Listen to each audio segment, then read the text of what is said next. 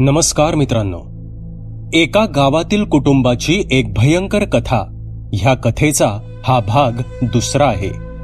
जर तुम्ही कथेच्या पहिल्या भागाचा व्हिडिओ न बघता थेट या व्हिडिओवर आला असाल तर हा व्हिडिओ पाहण्याआधी कथेच्या पहिल्या भागाचा व्हिडिओ आधी पाहावा. ह्या कथेच्या प्रदर्शित होणाऱ्या सर्व भागांच्या व्हिडिओच्या लिंक्स ह्या कथेच्या प्रत्येक व्हिडिओच्या डिस्क्रिप्शन मध्ये देण्यात येतील. कथेच्या दुसऱ्या भागाला आता सुरुवात करू.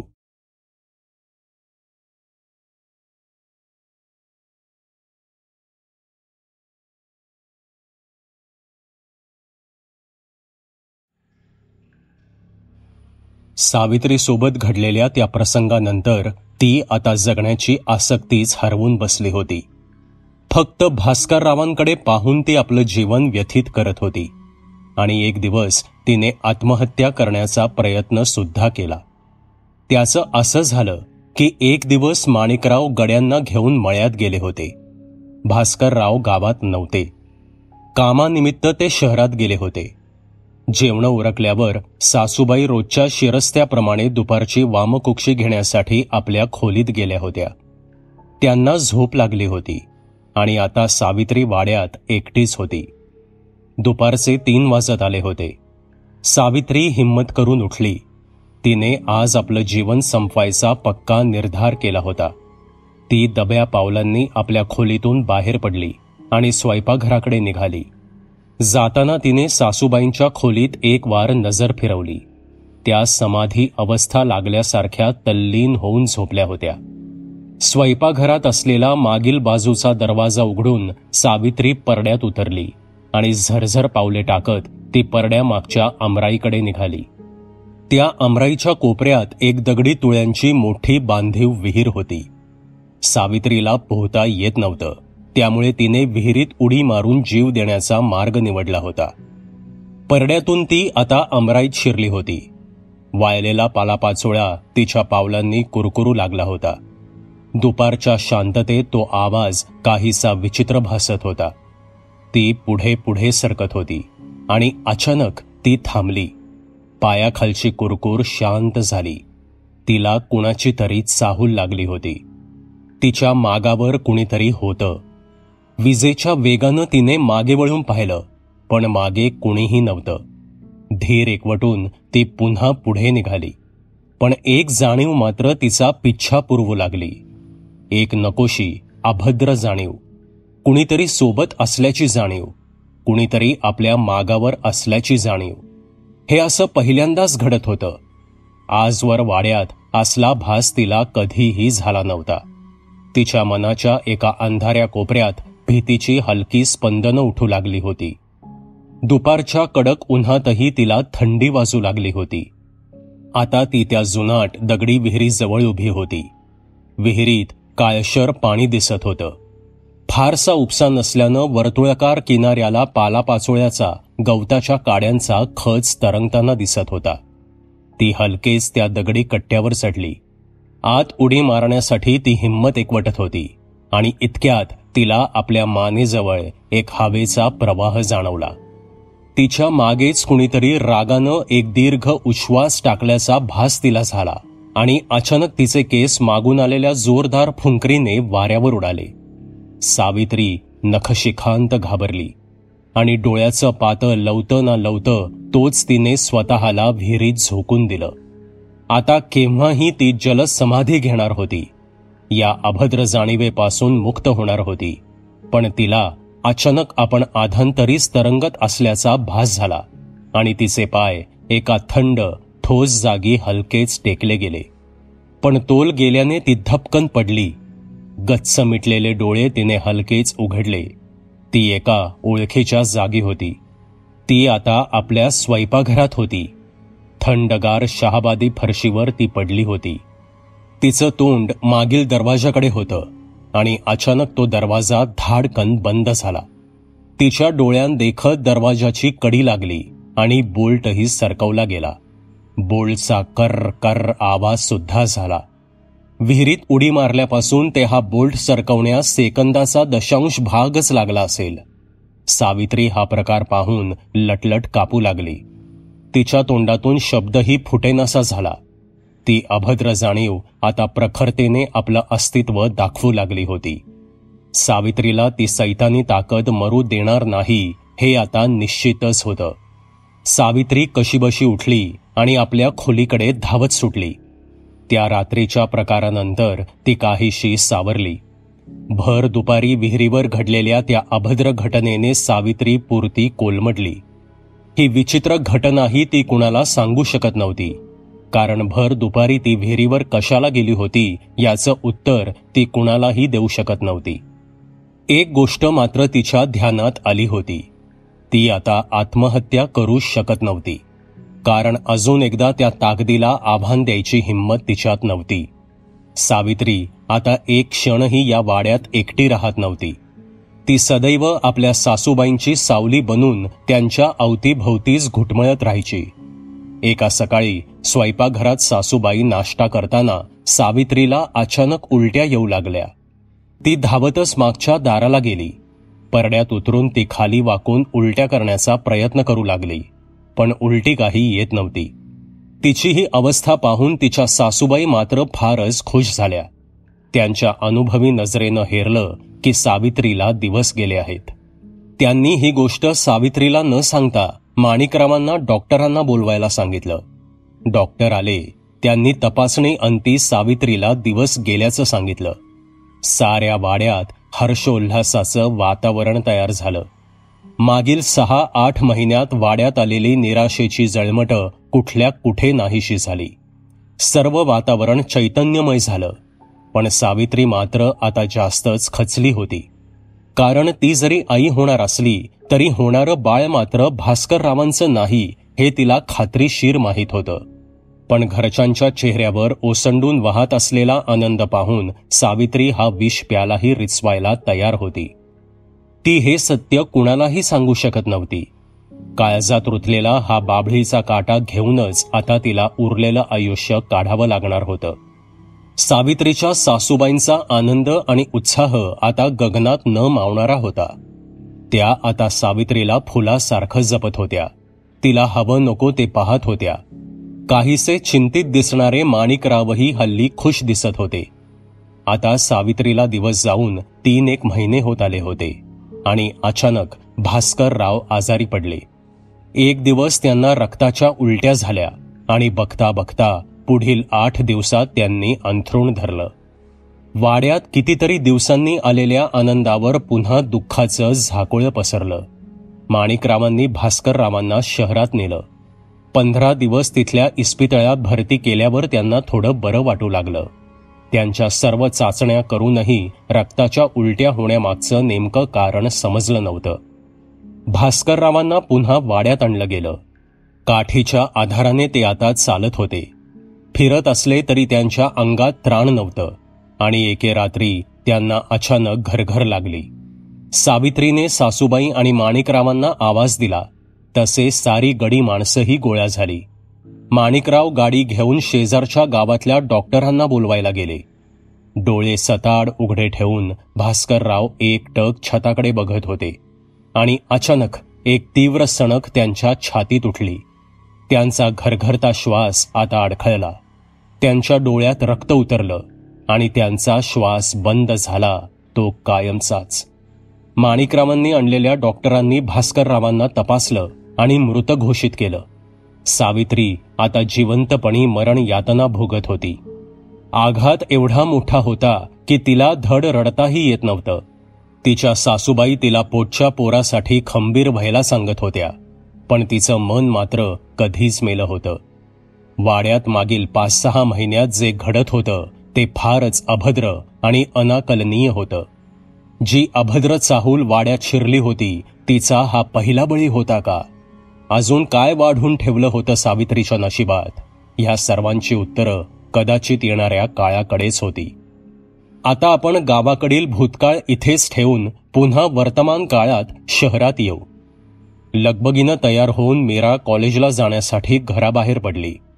भरधाव वेगाने आपली स्कूटर चालवत ती आता कॉलेजच्या जवळच पोचली होती. तसे कॉलेजच्या गेटबाहेर रस्त्यावर तिला पोलिसांच्या 2 मोठ्या निळ्या व्हॅन उभ्या असलेल्या दिसल्या. जवळजवळ 100 लोक तरी रस्त्यावर उभी होती.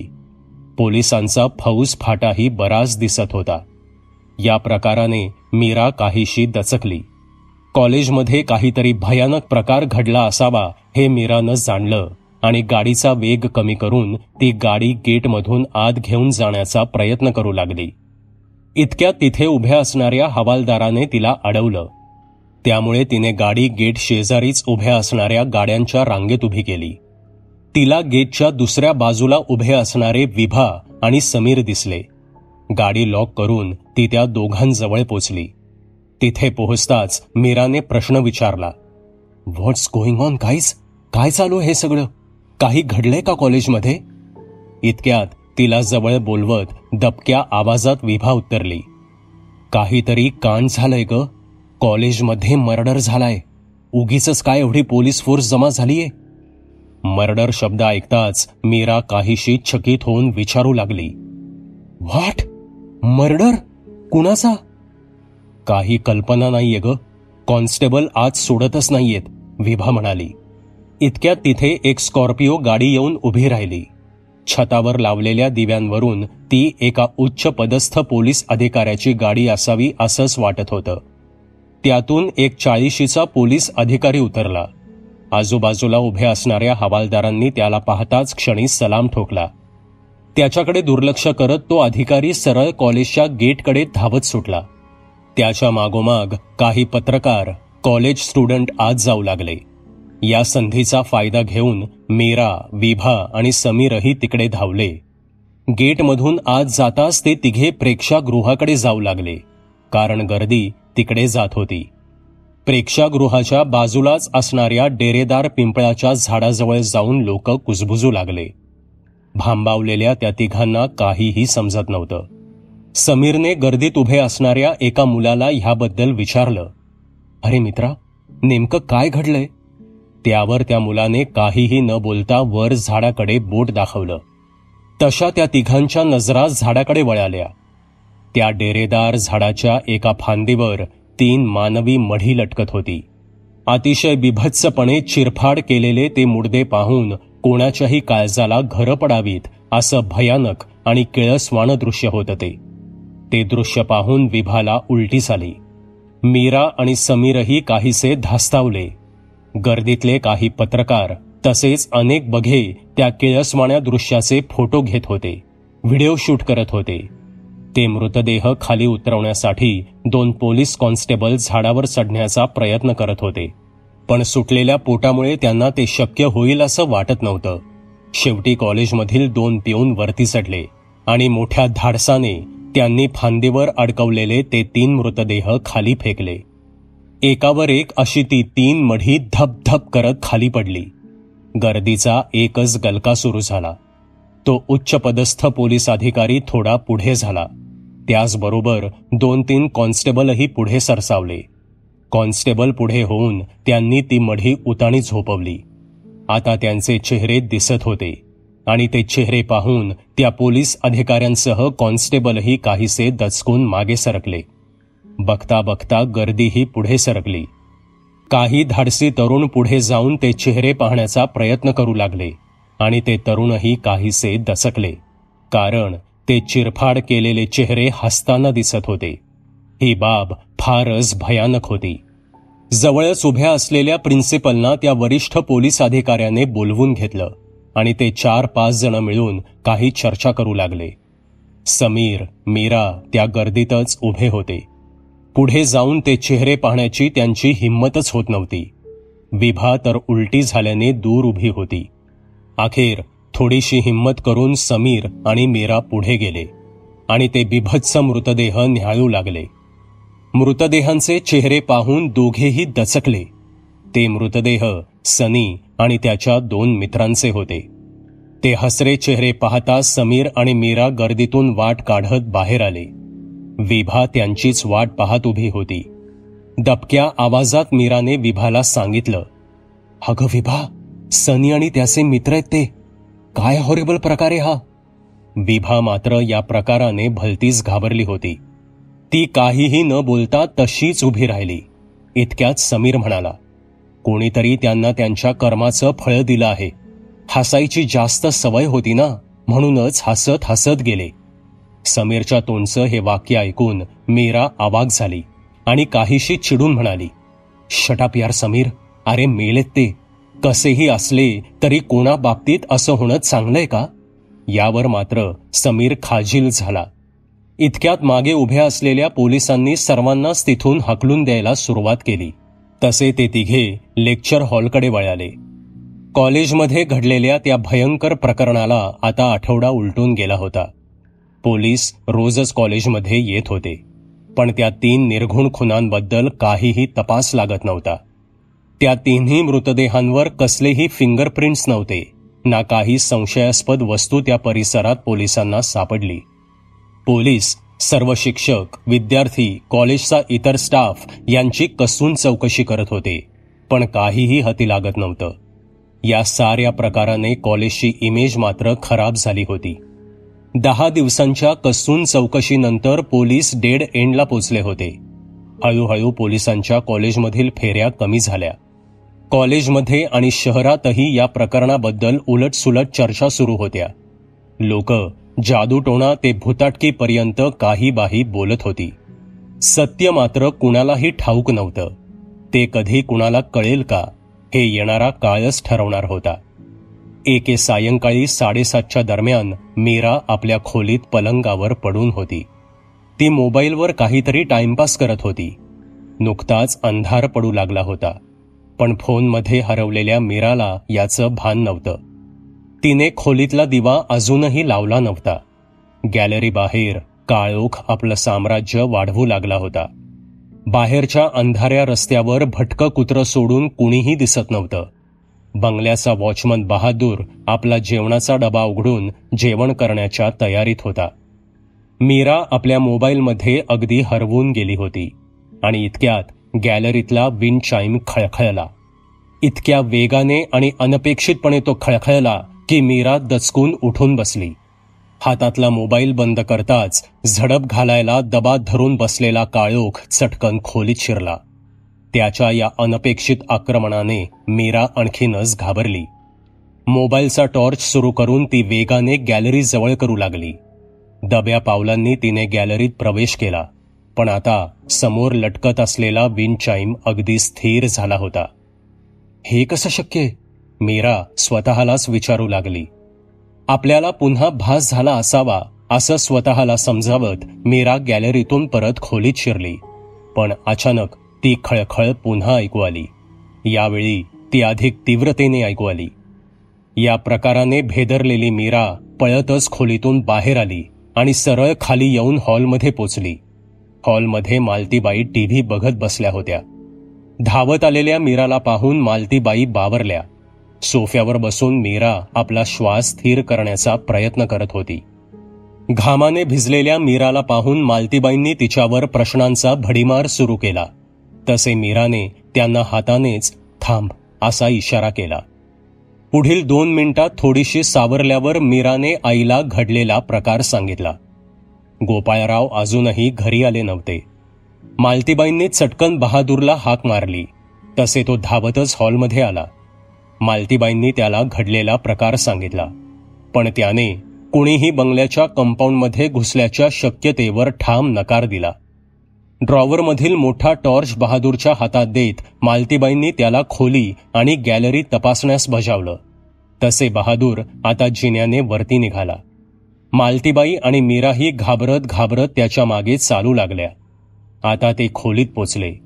बहादूरने संपूर्ण खोली, टॉयलेट, बाथरूम चेक केलं, पण काहीही विशेष दिसलं नाही. आता तो गॅलरीकडे वळाला. बाहेर गॅलरीत उभा राहून त्याने बंगल्याच्या चोहीकडे टॉर्च मारला. बाहेर नीरव शांतता होती. मालतीबाई आणि मीरा मात्र खोलीतूनच त्याच्याकडे पाहत होत्या. शेवटी कुणीही नसल्याची खात्री झाल्यावर मालतीबाईंनी मीराला सांगितलं, तुला भासच झाला असेल असे म्हणत तिची समजूत काढली. रात्री जेवण करत असताना मालतीबाईंनी गोविंदरावांना घडलेला प्रकार कथन केला, पण वॉचमन असताना असं कुणी येणार नाही याबद्दल त्यांना खात्री होती. त्यामुळे या गोष्टीत जास्त लक्ष घालण्याची त्यांना गरज वाटली नाही. अगदी त्याच क्षणी एक अभद्र सावली मात्र मीराच्या गॅलरीत उभी होती. कदाचित ती मीरा खोलीत येण्याची वाटच पाहत होती. ऋतू कूस बदलू लागला होता. थंडीची चाहूल लागायला लागली होती. समीर आणि मीरा आता एकमेकांमध्ये आणखीनच गुंतत चालले होते. दोघांनाही एकमेकांचा सहवास हवासा वाटत होता. पण हे प्रेम अजून व्यक्त झालं नव्हतं. अजूनही ते अबोलच होतं. मनं जुळली होती, त्यामुळे आता शब्दांची गरज उरली नव्हती. विभा अगदी डोळे झाकून मीराला साथ देत होती. ती आपली मैत्री निभावत होती. आता सेमिस्टर एक्झाम जवळ आल्याने मीरा काहीशी बिझी झाली होती. गॅलरीत तिच्यासोबत घडलेला प्रकार ती विसरली होती. समीर आणि विभा सुद्धा आता काहीसे बिझी राहू लागले होते. परीक्षा जवळ आल्याने कॉलेजला सुट्टी होती. मीरा आता अभ्यासात गढून गेली होती. पीजीचं हे शेवटचं वर्ष असल्याने तिला खूप अभ्यास करावा लागणार होता. पीजी झाल्यावर पुढे पीएचडी करायचं तिनं ठरवलं होतं. त्यामुळे तिला पीजीला चांगले मार्क्स मिळवायचे होते. काय मजा करायची ती सेमिस्टर नंतर, दिवाळीच्या सुट्टीत करू, या विचाराने ती जोमाने अभ्यासाला लागली होती. आधेमध्ये वेळ काढून ती समीर आणि विभाला सुद्धा फोन करत होती. रात्री 12-1 वाजेपर्यंत अभ्यास करून ती पहाटे 5ला पुन्हा उठत होती. दिवसा तसा एकांत मिळत नसल्याने ती अशी अवेळी अभ्यास करायची. त्यामुळे मन एकाग्र होऊन अभ्यास होण्यास मदत होत होती. एक दिवस पहाटे अलार्मच्या आवाजाने मीरा उठली. पहाटेचे 5 वाजले होते. थंडी चांगलीच असल्याने गॅलरीचा दरवाजा न उघडता ती उठून थेट बाथरूममध्ये गेली. तोंडावर थंड पाण्याचे भपके मारल्याने तिच्या अंगावर शहारा आला. पेंगाळलेले डोळे सावध झाले. टर्किश कॉटनच्या टॉवेलने चेहरा नीट पुसून ती स्टडी टेबलवर येऊन बसली. टेबल लॅम्प सुरू करून तिने अभ्यासाला सुरुवात केली. बाहेर शांतता असल्याने ती फारच एकाग्र होऊन अभ्यासात गढून गेली होती. पुढील 1-1.5 तास अभ्यास केल्यावर तिला पुन्हा पेंग आल्यासारखं झालं. डोळे ताणून ती झोप घालवण्याचा प्रयत्न करू लागली, पण तिच्या डोळ्यांवरची झोप काही केल्या जात नव्हती. शेवटी वैतागून ती उठली. 6:30 होत आले होते. कडाक्याची थंडी असल्याने तिने कडक पाण्याने अंघोळ करून झोप घालवण्याचं ठरवलं. ती बाथरूममध्ये गेली आणि गिझर सुरू करून बाथ टबमध्ये पाणी सोडलं. कडक पाण्याच्या वाफा बाथरूममध्ये पसरू लागल्या. बाथ टब भरायला वेळ लागणार असल्यानं ती बेडवर पडून मोबाईलवर टाइमपास करू लागली. 3-1 मिनिटे झाली असतील. बाथटब एव्हाना भरला होता. तसे मीरा उठली आणि बाथरूममध्ये गेली. टब हवा तेवढा भरला होता. तिने गरम पाण्याचा नळ बंद केला. बाहेर जाऊन ती टॉवेल आणि अंतर्वस्त्र घेऊन आली. अंगावरील कपडे हळूहळू उतरवून ती केवळ अंतर्वस्त्रांवर टबमध्ये उतरली. कडाक्याच्या थंडीत वाफाळलेल्या गरम पाण्याच्या स्पर्शाने तिला थोडं छान वाटलं. त्या गरम पाण्यात ती हलकेच रेलून बसली. हळूहळू मागे झुकत फक्त तोंड वरती ठेवून ती त्या पाण्यात अखंड बुडाली. सारं शरीर तिला हलकं वाटू लागलं. थोडा वेळ तशीच बसल्यावर तिने हलकेच हात बाहेर काढून बाजूची लिक्विड बॉडी वॉशची बॉटल उचलली.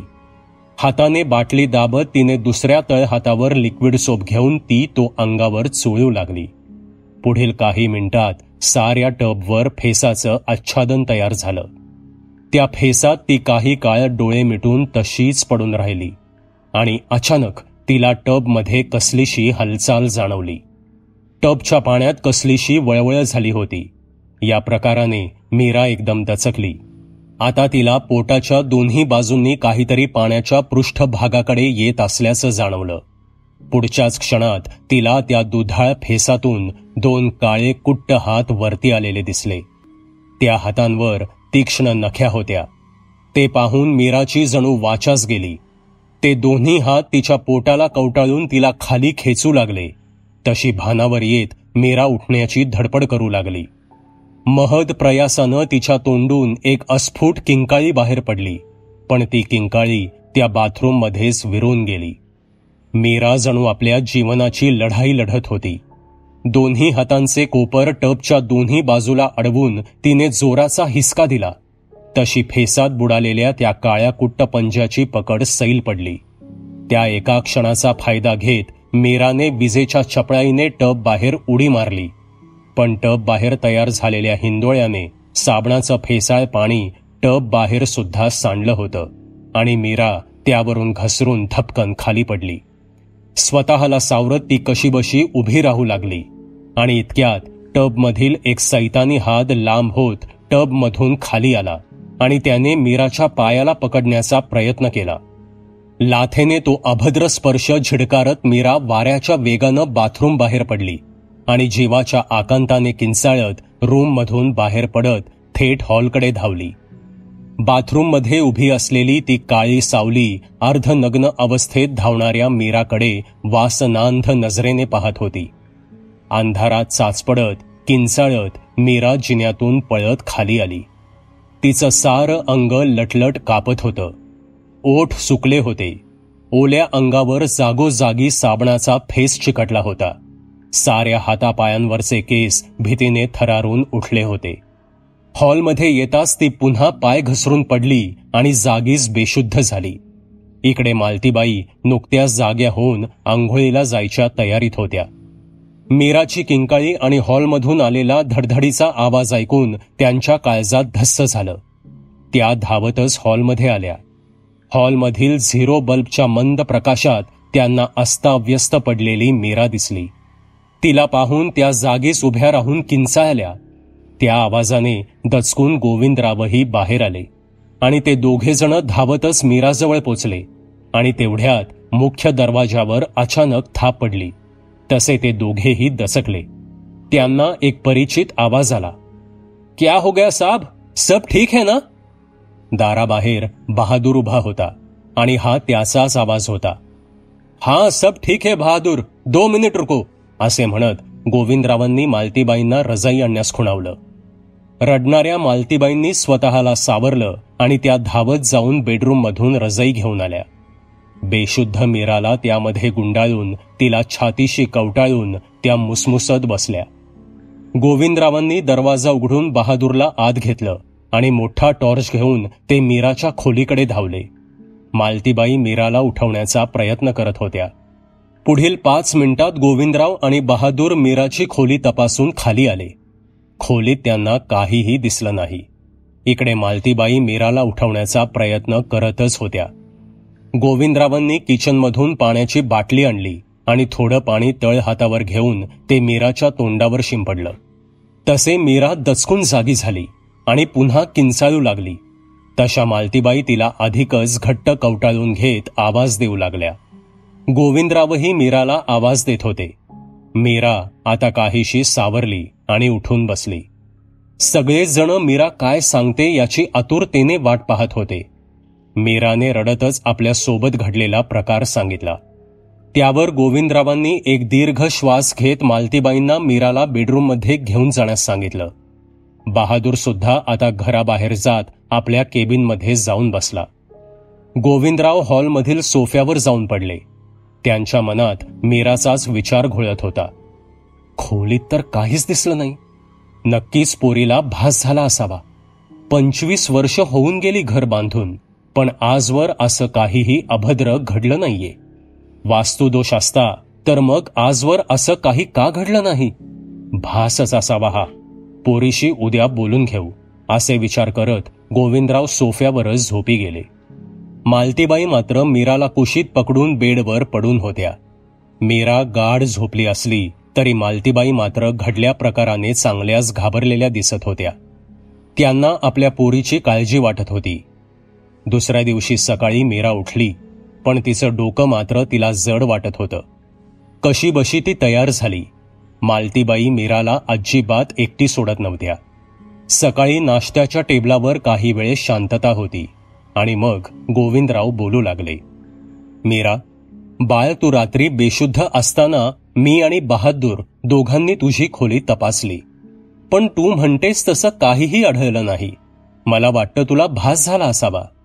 त्यावर काहीशा चिंतित स्वरात मालतीबाई म्हणाल्या, अहो, ते काही का असेना, कुणाची तरी नजर लागलीय माझ्या पोरीला. आपल्याला काहीतरी बघावं लागेल. शास्त्री बुवांना बोलवायचं का?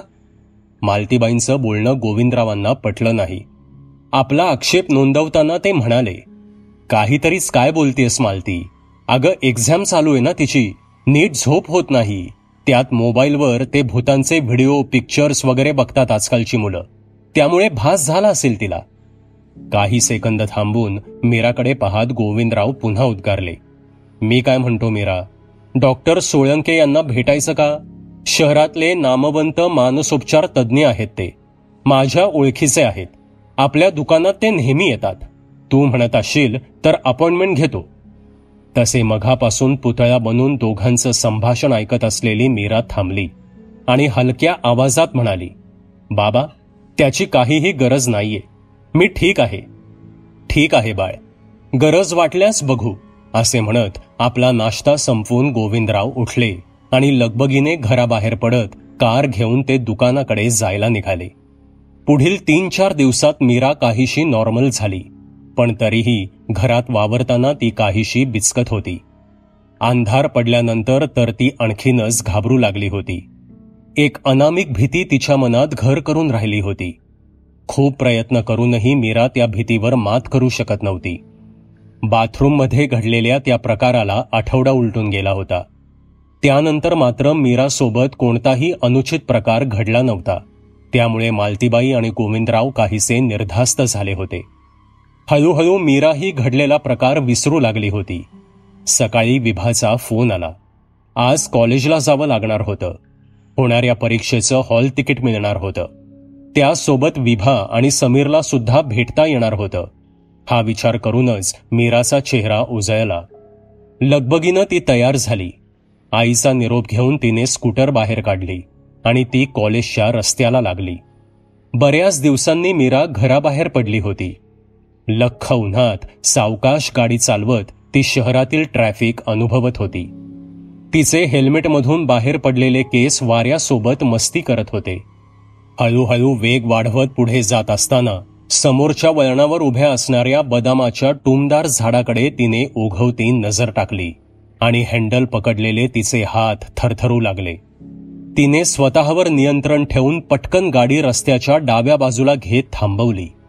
दोन्ही पाय जमिनीवर टेकवून डोळे गच्च मिटून काही क्षण ती तशीच उभी राहिली आणि हिंमत एकवटून तिने पुन्हा डोळे उघडले आणि पुन्हा एक भेदरता कटाक्ष त्या झाडाच्या दिशेने टाकला आणि एक सुस्कारा सोडला.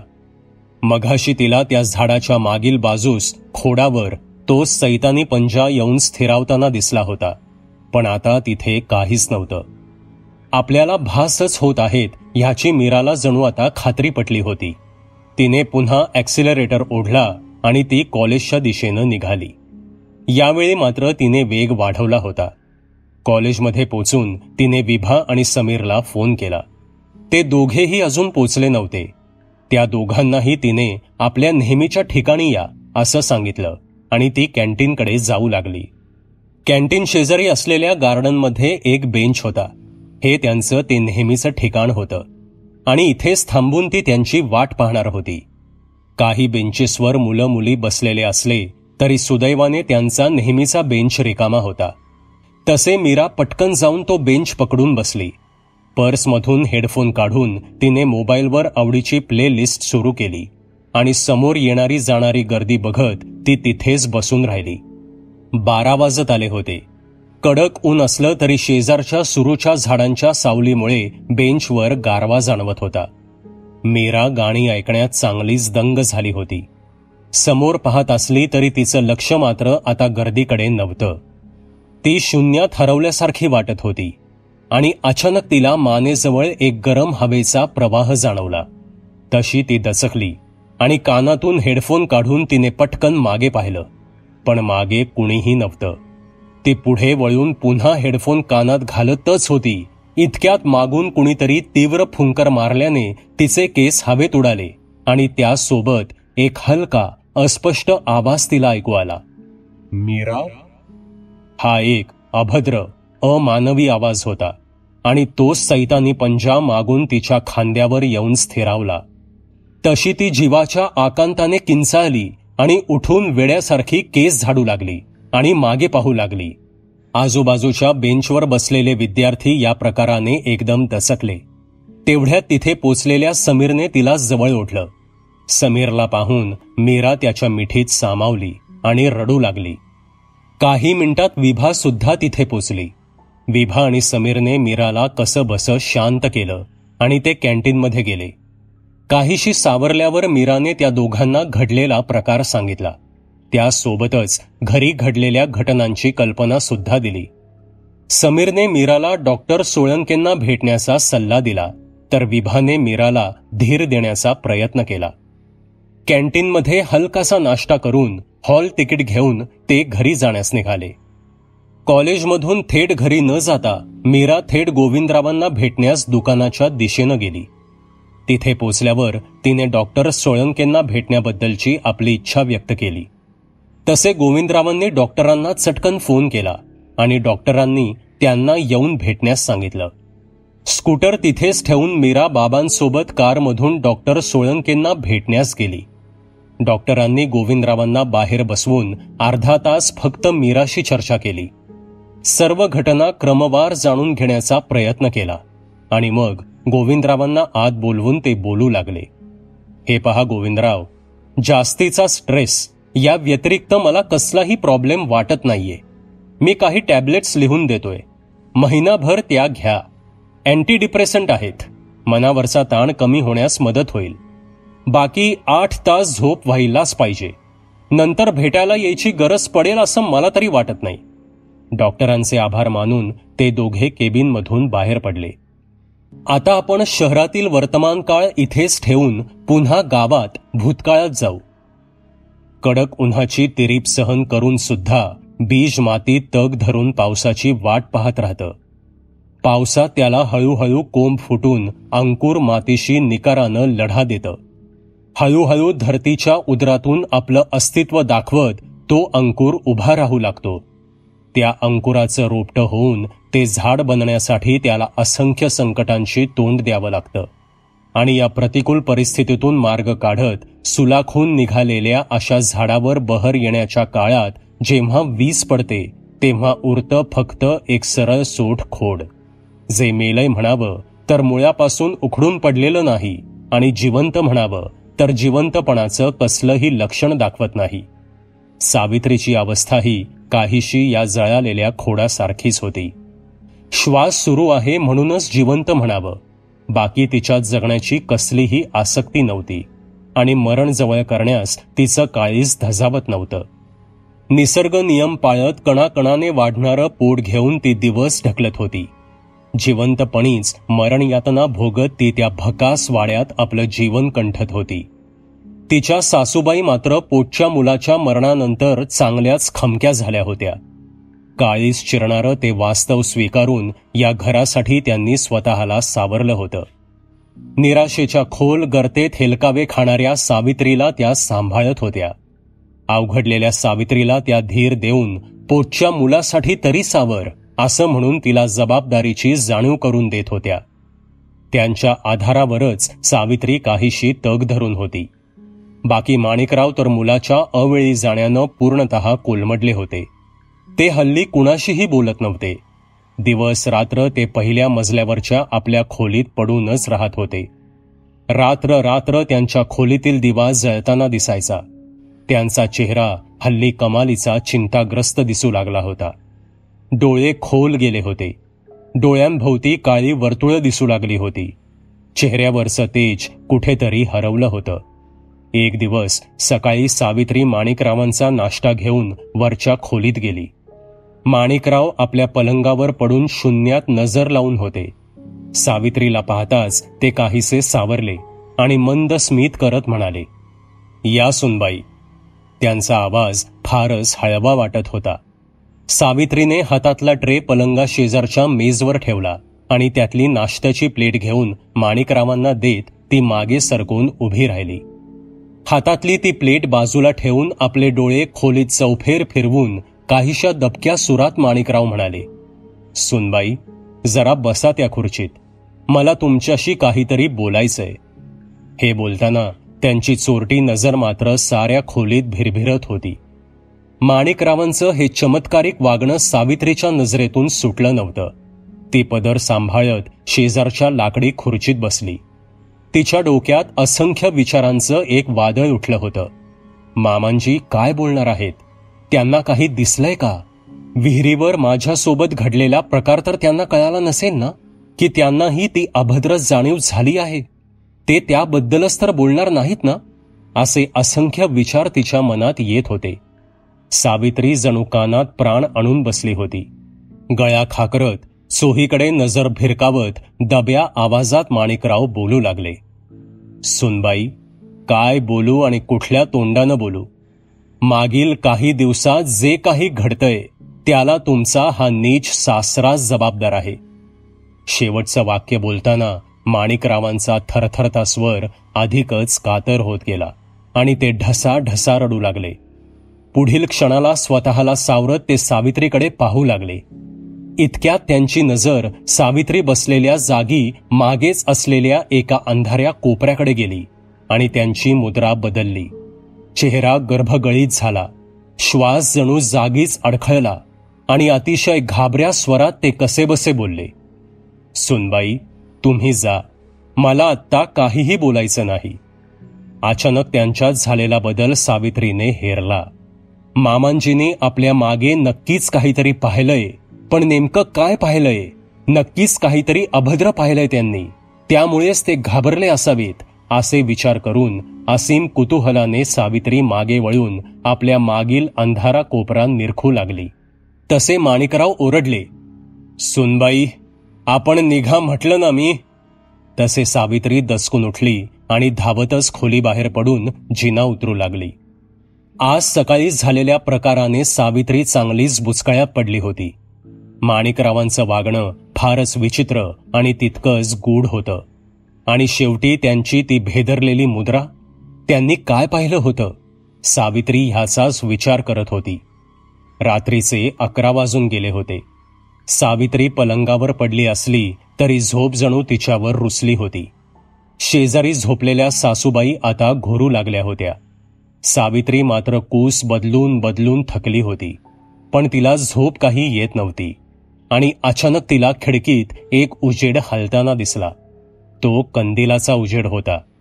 वरांड्यातून कुणीतरी कंदील घेऊन चालत होतं. सावित्री हा प्रकार पाहून काहीशी दचकली आणि पलंगावर उठून बसली. सासूबाईंना उठवावं का? तिच्या मनात विचार चमकून गेला. ती आता द्विधा मनस्थितीत होती. आता तो हलता उजेड स्वयंपाकघराकडे जात होता. सासूबाईंना जागे न करता सावित्री सावकाश उठली आणि खिडकीच्या फटीतून बाहेर डोकावून त्या हलत्या उजेडाचा अंदाज घेऊ लागली. एक व्यक्ती हातात कंदील घेऊन स्वयंपाकघराच्या शेजारी असलेल्या खोलीत शिरताना तिनं पाहिलं. ते माणिकरावच होते. तिने क्षणार्धात ओळखलं. तिच्या मनातील भीतीची जागा आता कुतूहलाने घेतली. सावकाश पावले टाकत सावित्रीने आपल्या खोलीचा दरवाजा उघडला आणि अंदाज घेत वरांड्यातून हळूहळू चालत त्या अंधाऱ्या खोलीकडे निघाली. ती एक अडगळीची खोली होती एवढीच काय, ती माहिती सावित्रीला होती. ती प्रत्यक्ष कधीही त्या खोलीत गेली नव्हती. आपल्याच घरात असं चोर पावलांनी चालताना सावित्रीला काहीसं अवघडल्यासारखं वाटत होतं. शेवटी अंधारातून अंदाज घेत ती त्या खोलीच्या दाराजवळ पोचली. दार बंद होतं. तिने हलक्या हाताने दार आत ढकललं. ते उघडच होतं. आतून कडी लावली नव्हती. वाड्यात आल्यापासून तिने आज पहिल्यांदाच त्या खोलीत प्रवेश केला होता. जास्त वापरात नसल्याने त्या अंधाऱ्या खोलीत एक कुबट वास येत होता. सावित्री तोंडाला पदर लावून त्या मिट्ट अंधारात अंदाज घेऊ लागली. कंदील घेऊन आत आलेले माणिकराव कुठेही नजरेस पडत नव्हते आणि पुढील काही क्षणात अंधाराला सरावलेल्या तिच्या डोळ्यांना एका कोपऱ्यात धुसर उजेड दिसू लागला. सावित्री सावध पवित्रा घेत तिकडे सरकू लागली. पुढे जाताच तिला त्या अंधाऱ्या कोपऱ्यात एक दरवाजा दिसला. आतून एक धुसर उजेडाची किनार डोकावत होती. तिने हलकेच पुढे होऊन पाहिलं. तिला आत खाली जाणारा एक जिना दिसला. तशी ती दचकली. तळघर? वाड्याला तळघर आहे? मला आजवर कुणीही हे सांगितलं कसं नाही? यांनी नाही ते नाही, पण सासूबाईंनी सुद्धा कधीच सांगितल्याचं आठवत नाही. अजून काय काय लपून ठेवलंय माझ्यापासून घरच्यांनी देव जाणे, असे विचार सावित्रीच्या मनात आले. आणि इतक्यात तिला तळघरातून माणिकरावांचा आवाज आला. भेदरता आणि अस्पष्ट आवाज. ते रडत होते. विव्हळत होते, विनावण्या करत होते. पण कुणाला? आतून तर त्यांचा एकट्याचाच आवाज येत होता. आणि इतक्यात कुणीतरी त्या जिन्याकडे येत असल्याचा भास सावित्रीला झाला. तिला पावलांचा आवाज आला. तशी ती मागे सरकत त्या खोलीतून बाहेर पडली आणि दब्या पण वेगवान पावलांनी ती आपल्या खोलीकडे जाऊ लागली. आपल्या खोलीत शिरून तिने हलकेच बोल्ट सरकवला आणि खिडकीच्या फटीतून ती त्या अंधाऱ्या खोलीकडे टक लावून पाहू लागली. सावकाश पावले टाकत खोलीतून बाहेर पडलेले माणिकराव तिला दिसले. कंदिलाच्या उजेडात त्यांचा चेहरा एका अनामिक भीतीने ग्रासलेला दिसत होता. दब्या आवाजात ते हुंदके देत होते. प्रत्येक हुंदक्यासोबत त्यांचे खांदे उडत होते. हातातला कंदील हलकेच हेलकावे खात होता. माणिकरावांची ती अवस्था पाहून सावित्रीलाही रडू कोसळलं. आपल्या पिता समान सासऱ्याला तिनं इतकं हतप्रभ आणि लाचार पहिल्यांदाच पाहिलं होतं. ते कुणाशी बोलत होते, काय बोलत होते, हे एक कोडच होतं. डोक्यात उठणाऱ्या शंकांच्या असंख्य मुंग्यांना झटकत सावित्री झोपण्याचा प्रयत्न करू लागली. वाढलेल्या पोटामुळे तिचं अंग अवघडून जात होतं आणि त्यात रात्री खूप वेळ झोप न लागल्याने उठल्यापासूनच सावित्रीचं डोकं काहीसं जड जड वाटत होतं. ती उठून कशीबशी तयार झाली. ती स्वयंपाकघरात पोचली. सासूबाई प्लेटमध्ये नाश्ता वाढत होत्या. सावित्रीला पाहून त्यांनी स्मितहास्य केलं. सावित्री सुद्धा हसून आपण ठीक आहोत हे दर्शवू पाहत होती. पण तिच्या मनात रात्रीचा प्रकार घोळत होता. आजच योग्य वेळ पाहून ती सासूबाईंना तळघराबद्दल विचारणार होती. इतक्यात सासूबाई म्हणाल्या, सुनबाई, यांना नाश्ता देऊन येतेस का? पण सावित्री काही बोलणार त्याआधीच सासूबाई पुन्हा बोलू लागल्या. अगं बाई, मी पण वेंधळीच आहे. रात्रीच ठरवलं होतं तुला आता अशा अवस्थेत जिना चढायला लावायचाच नाही. तू राहू देत, मीच येते नाश्ता देऊन. इतके बोलून आणि सावित्रीला नाश्ता देऊन हातात ट्रे घेऊन त्या स्वयंपाकघरातून बाहेर पडल्या. सावकाश पावले टाकत सासूबाई जिना चढून वर आल्या. माणिकरावांच्या खोलीचं दार उघडं पाहून त्या दचकल्या. हलकेच आत जात हातातील ट्रे त्यांनी मेजवर ठेवला आणि पलंगाकडे नजर फिरवली. माणिकराव सर्वांगावर चादर घेऊन झोपले होते. तसे सासूबाईंनी त्यांना आवाज दिला. अहो, अजून उठलाच नाहीत का? मी तर नाश्ता घेऊन आलीये. उठा आणि तयार व्हा बघू. नाश्ता मी परत घेऊन जाते आणि गरम करून आणते.